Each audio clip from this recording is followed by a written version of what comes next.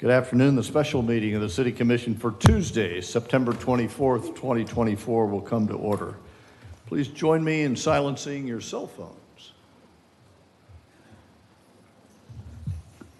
Madam City Clerk, please call the roll. Commissioner Hartman? Present. Commissioner Martin? Here. Commissioner McGirt? Here. Mayor Cleveland? Here. And Vice Mayor Perine is excused absent. Thank you. Very good. Thank you very much. This is a special meeting. It's to listen to the outbrief of a body of work that has been ongoing for months and months. And so we're looking forward to hearing from you, the citizens, before we get started with the presentation.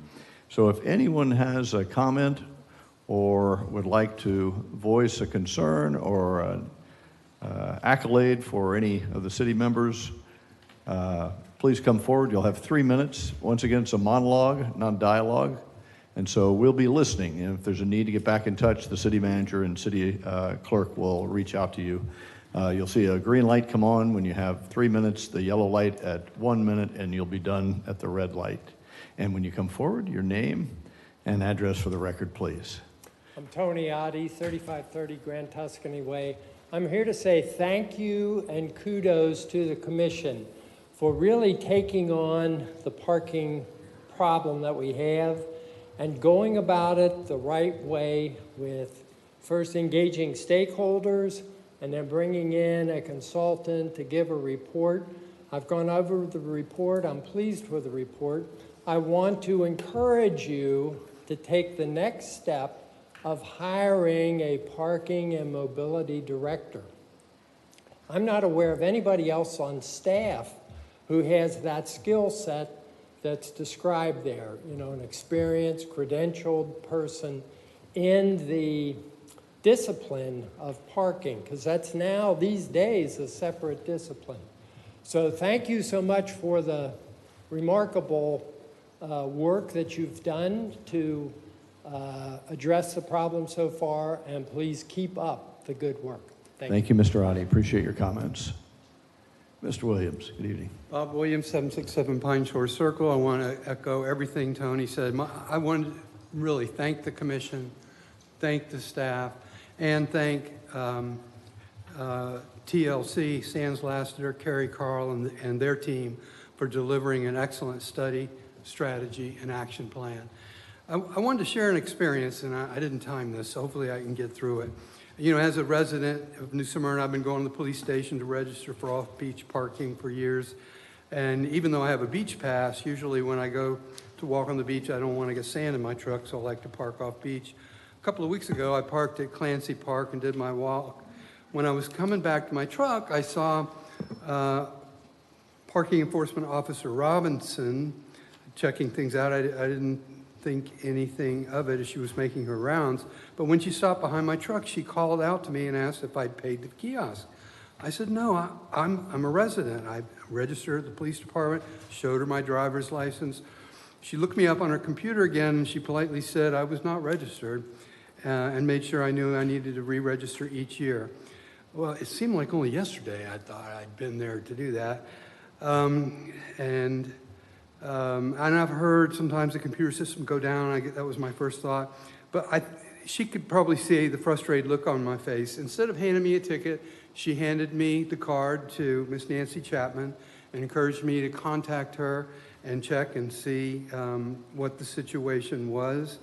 When I got home, I did just that. Miss Chapman, she politely informed me that my registration had expired in December. I thanked her and told her I'd take care of it right away. I decided I'd take advantage of the online registration. And so to make a long story short, I had problems, but Ms. Chapman went out of her way to call me back and to help me solve my problem. Two things I want to emphasize with this experience. One, I want to commend the excellent customer service I received from this city.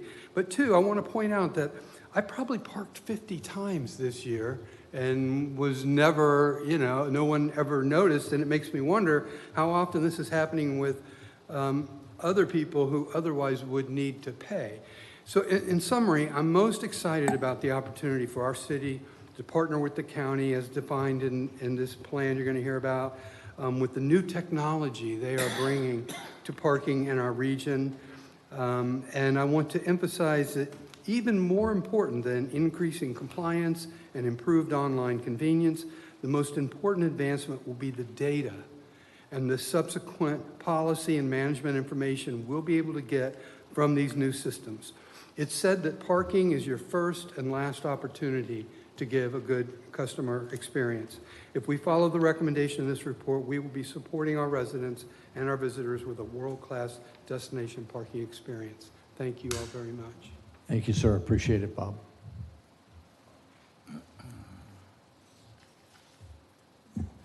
Good evening. My name is Cindy Harris. My address is 1035 South Glencoe. I have spent the majority of my life in New Smyrna Beach, and I want to thank Lisa Martin for responding to my recent email that I have sent to everybody.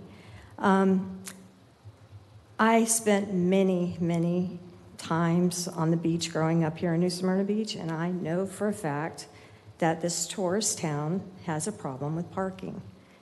But you're not going to like what I have to say. I don't think we need a parking improvement on flooded streets. We can't draw the tourists in if they can't park on a street that's flooded. So although this is off topic, I think we need to stop and take a step back. If all of you have read the email that I sent out yesterday that was addressed to you, you would know that I have reached out to the State Department of Environmental Protection, the Division of Water Resource Management, and I've asked them a very simple question. What importance does our wetlands play on stormwater movement? And if we need to stop and look at that first, then we can address the parking issue on the flooded Flagler, A1A, Canal Street, and address the parking issue. Because if we have flooded streets, the tourists are not going to come. And there's no reason to address a parking issue if there's nowhere to put the tourists and their cars. Thank you for your time. Thank you, ma'am. Appreciate your comments. Mr. Pendergast. Evening, sir. Hi there. Jay Pendergast, 5900 South Atlantic. And I'm not going to need a yellow or red light. We're going to do this on green. I just want to thank the commission for moving forward with the parking task force and taking on this issue that's been going on for many years. And I also would like to say I think the report from Lassiter is done very well. And one of the interesting things is Exhibit G, where they agree with all of the recommendations made by the parking task force. So I think that actually we came up with a very good report that addressed the issues and needs of the city. And I look forward to seeing this move forward. Thank you. Thank you, Mr. Chairman. Appreciate that. Cynthia, good evening. Good evening. Cindy Snezak, 512 Yupon. Sorry I was late for the meeting. I had a chance to go through the report just one time, and there's a lot of meat in it, so I'd like to think that there'll be some opportunity to give some feedback after the briefing today as well. But, you know, I was surprised that there wasn't more new information in the report, and as Mr. Pendergast pointed out, there was a lot of affirmation that the topics that were raised in the task force's work were appropriate topics. The solutioning, though, in terms of the task list, prioritized task lists and the high, medium, low impact or effort of doing the work didn't quite go as far as I thought it might. So, you know, I hope we have a little more time to let the information settle in. A couple things kind of fell off the report, and I'm sure they were just oversights, but around page 7 or 8, the consultant mentioned that one of the boards that they did when they did the one public forum that was held on this topic was to ask for, I think they entitled it Your Turn Now, or It's Your Turn, and they gathered 40 or 50 comments from people. That was the only section that was not included in the report. There was no data dump, as I might have expected there would be, on what those individual comments were, because it was more of a free-form opportunity for the public to comment, and there could be some interesting nuggets in there. And then on some of the recommendations, they may or may not be something that you want to go forward with exactly as they're stated, particularly where the seating of any position that would be the parking czar or the mobility manager might go. But there, and the chief can certainly inform you of this, and I'm certain he would have mentioned this to consultants. There are risks by not having enforcement in certain functions that rely on plate reading and lookups being outside the law enforcement arm. And I know that for a fact based on 8 years at FDOT. So there are little things like that that I wouldn't take every recommendation at face value. And maybe on a few of them we need to go a little further than they actually proposed. Thank you. Thank you so much. Appreciate that, Cynthia. Evening, Dr. Harmon. Good evening, Mayor, City Commission, and staff. Thank you for the opportunity for this workshop. Speaking from a history of being on several parking task force over the years, it is good, again, to see it being revisited, and I would compliment the most recent task force for the work they did, which I felt was quite comprehensive and showed the talent that we have in our community to come up with pretty good recommendations and overview of our situation. Speaking from being on those task forces, one of the things that happened, I felt, is that the consultants' reports often went on the shelf and we never heard about it again. And the many people that were on those task forces actually left discouraged. And I think we lost people who were getting excited about being part of our community, because I think task forces and commissions really do engender that enthusiasm for our governance. So I'm pleased that we're at this point. I hope that the actioning part has some date certain potential, because I would hate to see this also go onto the shelf and lose the energy that came into this. It is a complicated problem. Many, many cities around the country are dealing with it. It's a product of our popularity and our geography, but I just hope that the action phase will have some date certain and feedback back to the community as we move forward with the recommendations. Thank you so much. Thank you, sir. Appreciate your comments. Anyone else for public participation? Seeing none, public participation is now closed. Mr. City Manager, is there any setup we need to know about before we get started into this? Well, nothing more than has already been said this evening. I think obviously a lot of work has gone into this effort, and people are anxious to hear the summary of this report, so I'll turn it back over to you, sir. Yes, sir. Thank you so much. This time I'd like to invite the Director of Planning at LTG, Engineering and Planning, Matthew West, to the podium to share his study with us. I will let the public know that we have all gone through the in-depth version of what you're going to see tonight. I don't think this is a one and done for tonight. I think there will be many more discussions about this as we go forward. So without further ado, Mr. West, it's all yours, sir. Thank you, Mr. Mayor. My name is Matthew West with LTG Incorporated. Our headquarters address is 1450 West Granada Boulevard in Ormond Beach, and we also have an office in Melbourne, Florida as well. I think the first thing we need to do is acknowledge all the effort and the support that we've received from your citizens, from your civic groups, from the city staff itself. I want to make a special mention of Khalid Rashadat and all his help, and Ron Nybert, and Mr. Cowper, the city manager, current city manager, for helping us through this process and working shoulder to shoulder with us. I also want to make sure that John Dwyer from the parking enforcement is mentioned, because he had a lot of input in this from the enforcement side.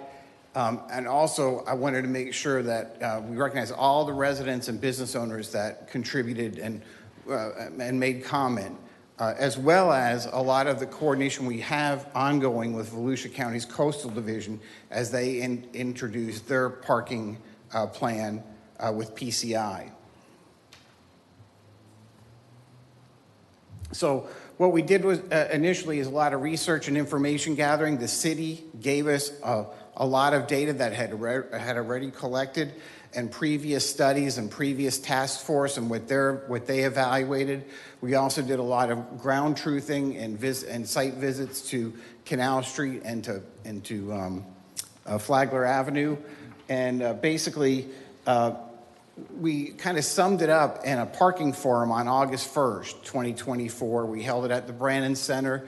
It happened to be on a night competing with, I believe, the Seafood Festival on Flagler Avenue.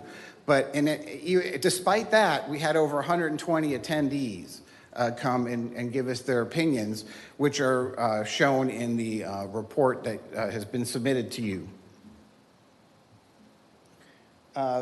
The most important thing to establish is the purpose and need of this study, because we heard, when we talked to the stakeholders and residents and business owners, that there's been a lot of studies, but nothing seems to have moved forward.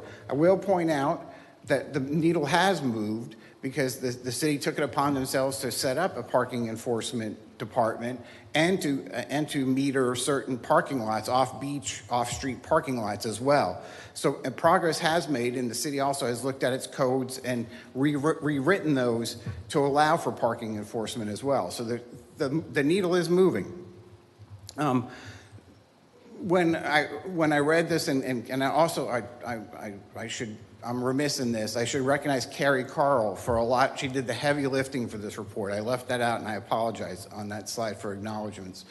But her conversations and my conversations with the city staff and other residents and business folks is there's a problem, but we never really defined what it was. We never said, what is the problem? And so that part of this parking forum and part of our looking at all the other previous documentation allowed us to focus in on basically four things. That these are the problems, and when we talk about the parking problem. And some people may believe that these are just perceived problems and not real problems, but I believe once a problem is perceived, it becomes real. It becomes real to the visitor and to people trying to visit here as well. And the four problems that we looked at is that the belief that there's not enough convenient parking at times. Without a lot of walking or needing shuttles or things like that, there's not a lot of convenient parking at peak times. There's also a belief, part of the problem is that a lack of parking restricts business opportunities. You can't add on to your existing building because the city's parking code requires more parking. You don't have anywhere to put it, or you hire more employees and they have nowhere to park nearby. So it could restrict the perceived or real, this parking problem would prohibit or inhibit additional business opportunities. And then the other problem that we've identified through all our conversations and research is that a lack of parking impacts negatively the adjacent or nearby residential neighborhoods. With cars spilling over or driving through those neighborhoods and making them feel less desirable, and that's an issue. And then the final thing, and this is probably, I'm a Shoupista, Donald Shoup wrote The High Cost of Free Parking. The last bullet is about the fact that when you're searching for space and you're driving around and around, that's called cruising. And when you do that, it creates a sense of more congestion, and it also creates a sense of frustration for people trying to visit here and enjoy what the city has to offer.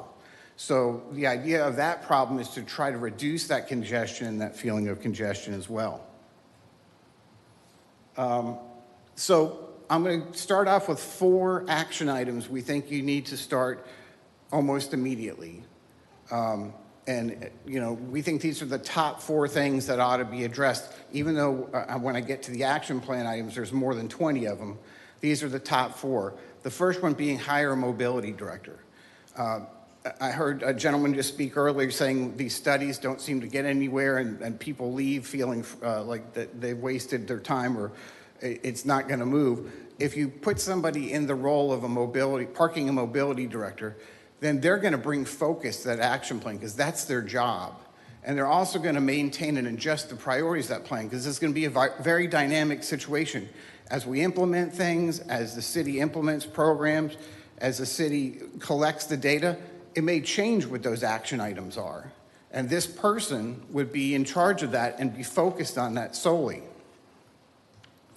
The second thing, we believe you should meter all the public on and off street parking. And the question has arisen, and you can go either way. Obviously, the county, Volusia County, decided on the beach tolls to make it free for residents. But whether it's free or not, you should, and that's for you to decide as a policy, you should start metering, because what it's going to do is it's going to create the data you need to better manage the parking assets you have already. You know, people were saying, well, you know, why don't we talk about parking garages or jumping to building additional parking lots? I think we need to look at, from a demand management standpoint, maximizing what you have now before you spend that additional money, that additional capital. And then this metering will also create a dynamic curb management, because there's a lot of other uses that have to park along Canal and along Flagler. There's one of the work, you'll see one of the action items has to do with loading areas, but then there are there might be a delivery space you might want to consider, or a ride sharing spaces along the roadway as well. But one of the things that the metering will do is will give you the data you need to better manage your assets that you already have. And I think the most important thing is this person will keep the forward momentum, will keep pushing this forward, because that will be their focus. The next thing we want to do is begin demand management. We want to start using technology as best we can. When people come to visit, as an example, they don't know where all the parking lots are that they could park on. But if this information is made available to Waze or to Apple or to all the other apps out there, you might be able to plan your trip ahead of time. I will say another thing about this. When I looked online and there were special events going on in the city on Flagler or Canal, or when you looked at, and I know Carrie looked at some of the restaurants that were on Flagler Canal, and what information offers, most of them don't talk about parking at all. And me, I'm a huge Tampa Bay Rays fan. I love I love driving 4 hours to St. Pete. I'm crazy. But one of the things that when you buy a ticket, they send you an email saying, know before you go. Here's where your parking is. Here's how you get there. Here's the cheapest parking and what have you. And so it would seem to me a lot of the businesses working with this mobility director could embed that in their websites when people look to see and make reservations. They could even get, when the reservation's confirmed, a message saying, parking is an issue, here's where you may want to look first before you keep cruising around. So it's important, and that's managing the demand. And the other thing I will tell you is how many spaces are available as a visitor, where they're at. Like this parking lot has 50 spaces, 25% of them are still available, something to that effect. And the fourth thing is to continue the coordination with Volusia County. I think that's important. My understanding is on the 26th, they are going to, the county's going to stop issuing passes because they're going to implement this Park Volusia program. And I think the city, whether they jump in and participate with the county or not, should always stay in contact to exchange information and exchange data. So we talked about the action plan. We went out and collected this information, and we came up with an action plan. Some things are more time consuming, some things are more or less expensive. Some take more effort, but we kind of try to rank them in there about which should be immediate or could be immediate for a mobility department, parking department, which they could address in a short term and in a long term. And then, of course, once again, this plan, this action plan should be dynamic based on the information and circumstances that occur while we're implementing it and continuously implementing it. And then there's the question of the mobility department itself. When you initially hire a mobility director, you want to look at somebody with an emphasis on parking and mobility experiences. You want to you want them to have my mouth is getting dry. You want them a familiarity with local government processes and operations. There are parking certifications out there. My advice is don't limit your pool of candidates, but you should probably put something like parking certifications preferred. If you say they're mandatory, now you're going to really restrict your selection, your pool.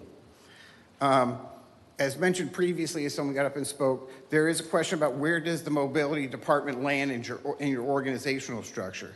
Elsewhere, they've been placed, and parking have been placed in public works departments. They've been placed in transportation departments. The city of St. Augustine removed the mobility department from public works and made it report directly to the city manager as basically a symbol of their commitment to this endeavor. And you also heard somebody else just speak earlier about the removing or keeping the parking enforcement within the police department or putting it with the mobility department. That's another policy decision that I think the city manager and all of you could weigh in on about where does the parking enforcement go, or does it remain where it is? But this is a funding source now. Once you start metering, you start collecting these funds, you can implement a lot of the things in these action plan items, capital improvements or more investment in technology. There's all kinds of opportunities that the revenue that these meters would generate would help further your mobility goals. And then one of the things we stayed out of this, but in the 2023 Parking Task Force, they recommend that you set up an advisory board, a parking and mobility advisory board. Once again, I believe that's a policy decision of the City Commission. I will say that if you do that, that's going to require additional staffing for creating agendas, taking minutes, sending notices, things like that. So, maybe that's something for consideration later, but that has to be taken into account about the workload of this mobility director when you bring them on. Finally, there's a couple of other things that the 2023 task force recommended, and that's immediately going to 2-hour parking on Canal and Flagler. And right now you're at 4 hours maximum time on those two roads. One of the points of data collection we performed is we had a data collection company put video cameras up and monitor the 8 on-street parking spaces of Canal in front of the Utilities Commission building and in front of Yellow Dog Eats, that stretch right there. And the cameras were set up for 4 days, a Wednesday through a Saturday in June. So we kind of got the summer crowd there. That probably isn't the highest peak, of visitors, but it was in June, and we did it for 12 hours a day. And what we found is that 50% of the time in those 12-hour periods every day, those 8 spaces were filled with cars. So half the time there might be a space available, but the other half, they were all filled up. And what we also learned from that data collection effort is of the 407 cars that parked in those 8 spaces, only 7 of them stayed past the 4-hour limit. So most of them abided by the 4-hour limit, which probably tends to make us believe that those were not employees parking there. Even though they're kind of boardwalk and park place parking spaces, they were obviously not being used by employees who might have an 8-hour shift or a 9-hour shift or what have you. So that's another thing we learned with this. And then finally,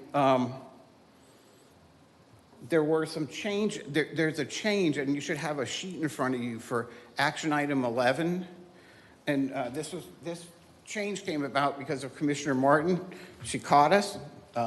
When we were surveying the roadway on Flagler, we didn't see that there was a curb striped or painted in front of the little post office. So initially, we talked about there was no dedicated parking space for that post office on next to the Jessamine parking lot. So there is. I didn't notice it till I went back out and looked directly for it. So our recommendation is we may want to paint it and make it more noticeable or sign it, because it wasn't obvious that during the post office's hours of operation, you had a 30-minute time limit for a car to park there, go in there and check their mail and get out. But once again, when you start metering and you start seeing how long cars are staying different places, we might find out maybe 30 minutes is too long, maybe 15 minutes during that time is adequate for people to go in and get their mail and create more turnover. So, and then finally, I wanted to discuss real quick the changes that we made in that copy you have in front of you, besides the action item 11, which you have now, that we made after we did our one-on-one briefings with the mayor and city commission on separate occasions. I wanted to, on page 15, I clarified that the Canal Street utilization data that I just talked about, those 8 spaces, was taken in June, and that may not necessarily be representative of the peak conditions. On page 20, we added that 4th recommended let's do this action item immediately, and that was, we inadvertently left it off. That was the coordination with Volusia County. That should be one of the first 4 things we continue to do. We added language and created that table. The mayor suggested we have a table comparing the 2023 task force recommendations to what's in our plan, so we put that, I believe that's Exhibit G, that's in there.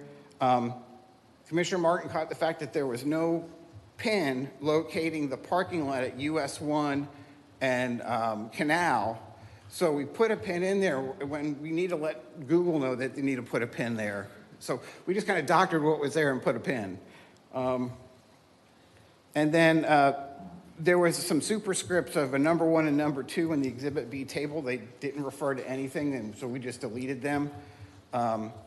And we clarified that in Exhibits B and C, when we talked about our visits to Canal and Flagler, those visits were basically coming from I-95 and State Road 44. When we left our office and we came down, that's pretty much where we would go. Want to apologize, but we corrected Mr. Rosedale's name, and we also fixed some other spelling items that you didn't catch, but we caught, so we fixed some others. And then, and we slightly modified the mobility director description on page 48, and that was to emphasize the familiarity with local government operations. So those are the changes, and with that, I'm available if you have any questions. Thank you so much, Mr. West. Appreciate that, Matthew. Any questions or comments from my colleagues? Commissioner McGurk? Yes, sir. Sorry. You know, as most studies are, there's a lot of information in here. Almost all of it is good. The recommendations are good. Mobility director would be good as long as we had a specific task for this person to complete. Otherwise, I wouldn't want to create a bureaucratic process. You know, when we met, the one thing that I brought up was employee parking. And I thought that that was something that, while not an easy task, has the ability to make a tremendous difference. And I think what I said to you was something to the effect of, how many parking spaces do we have around Flagler and Canal? And how many employees do we have needing to park during the times when we, the people, are going to be most likely there? What is the net effect of how many parking spaces are available to people who want to retail shop or go to the restaurants? And it's interesting, your idea of using apps to identify where parking lots are for people. When we got into the detail of that, a lot of that needed a lot more of technology. It needed more of an investment in the community. The city needed to invest in some sort of technology-based capital improvements to be able to track. I think you discussed at one time what parking lots had parking available, for example. So while those are all very good ideas, it was not a short-term solution with a strong positive net effect. So there's a lot of really good ideas in here. And with the way technology is moving 5 years out, 7 years out, I think there's a lot more possibility that we're going to be able to do. But we don't have necessarily a lot of parking spaces, you know, parking garage, not garages, what am I trying to say? Designated parking lots. Most of our parking is on the street or right off on a side street. So if you flip that around and say, if we identify parking lots or parking areas designated for employee parking, I think that gets an immediate response and a much positive net benefit to parking spaces available in our commercial districts. So anyway, I got a lot of thoughts about it. I can probably go on forever about this. There's some short-term positives that we can take out of this. A lot of it is long-term, is long-term, and it's going to ebb and flow with technology getting better, and a lot of different things are going to affect it. So, Thank you, sir. Appreciate that. Commissioner Martin? One, I'd like to reinforce what Commissioner McGurk said. I remember years ago on a parking study that there was an astonishing number. In my memory, which I do not trust, I can't believe it's this big, but I could swear our parking consultant said 500 parking spaces would be open if employees did not park on the street. And that's why 500 seems way too large, but that number exists in some study somewhere. And the other one is just simply a question. I'm trying to visualize how the technology works on parallel parking to capture the license plates to have them metered. And I'm just having difficulty seeing how it works. I understand when you're going into a parking lot, but on your parallel parking on streets. Essentially, I'll give you an example, a personal example. I took a vacation. I was living in Austin, Texas, and it was 105 degrees for about 90 days in a row, and decided to go somewhere cooler. And I went to Vancouver Island on the Pacific coast. And there's a little, I'm not a surfer, but there's a little surfing town called Tofino. And it is popular. And even though the water's 50 degrees, the surfers are out there in their long wetsuits and all that, surfing away. And they had on-street parking, but it was all metered, but it was all virtual. They had a number on the curb that said, this is parking space number, blah, blah, blah. And you put that in the app, and you put your license plate number in there. And so then they know this is when you got in there. And then when you leave, you want to make sure you tell them, I'm leaving, so that you're not charged, more money. What happens if somebody parks there and doesn't bother to enter the app? I mean, we're all, of course, staff is the most valuable resource we have.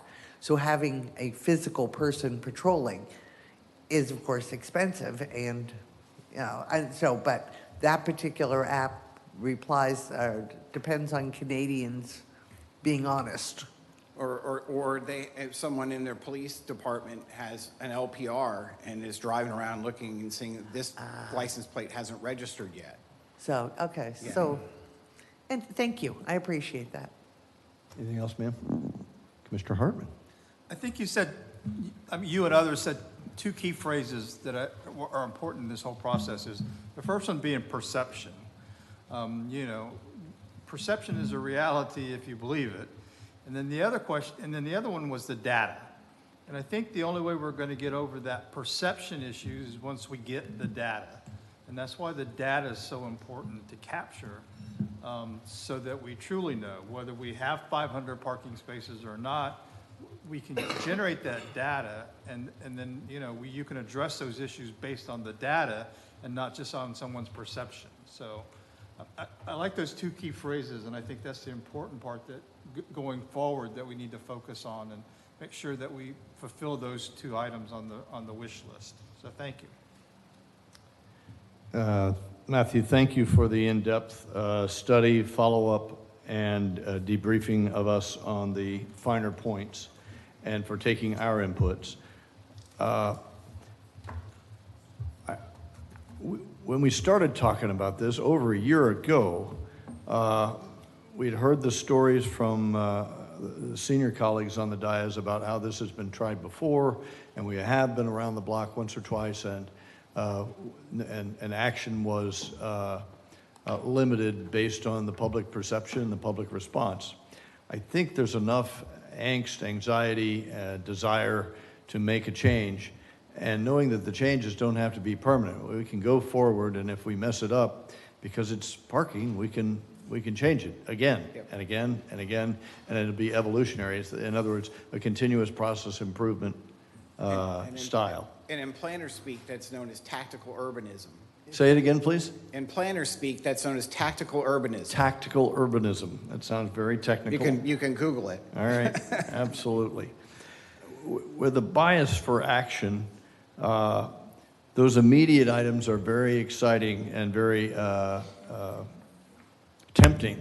And is it your estimation that a parking expert would be needed before we actually started those immediate items, or could the city manager say, nope, I'm going to get a combination of my police force, parking enforcement, and maintenance operations directors to get started right away? That's possible. That's, because it may take you 3 months to 6 months to hire somebody and bring them on. Sure. And in the meantime, there could be some low-hanging fruit that you may want to address. Excellent. Very, very good. What didn't you do that would be a next step for purchase from you guys? One of the things I recommend we do, or you do, is maintain that contact with Volusia County and monitor what they're doing, and don't let them get so far ahead we don't know where they're at. But there are several of these in here that I think that can be done almost immediately.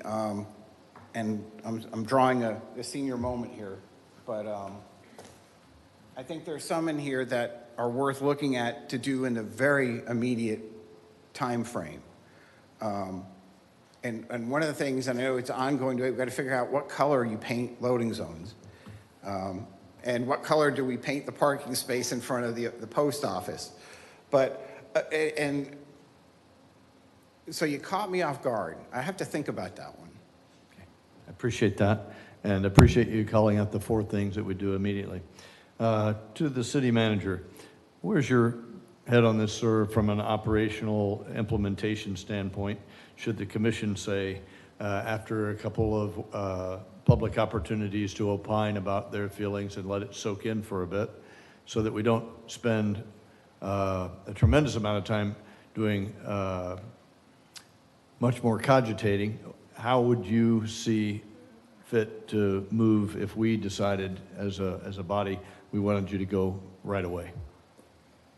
Yes, sir, and that would be my expectation, that we're going to move ahead with these recommendations from the book to reality.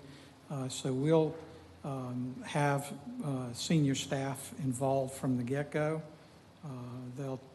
They have already taken ownership of a lot of this, but we'll continue on that path to make sure that the short-term things that we're discussing tonight can be implemented as quickly as possible.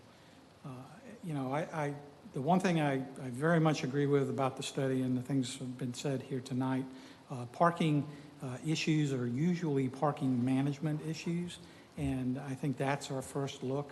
What are we doing to manage our parking resources, and what is available to us that we can better utilize? That, I think, is the starting point.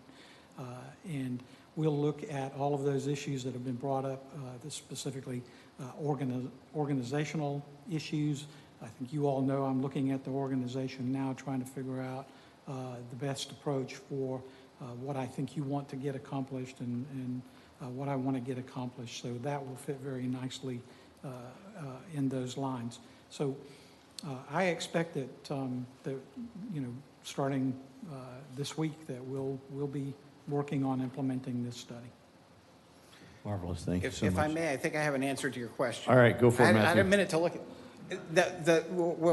I talked briefly before about the web pages, the business web pages, the city's web page, the special events promotions.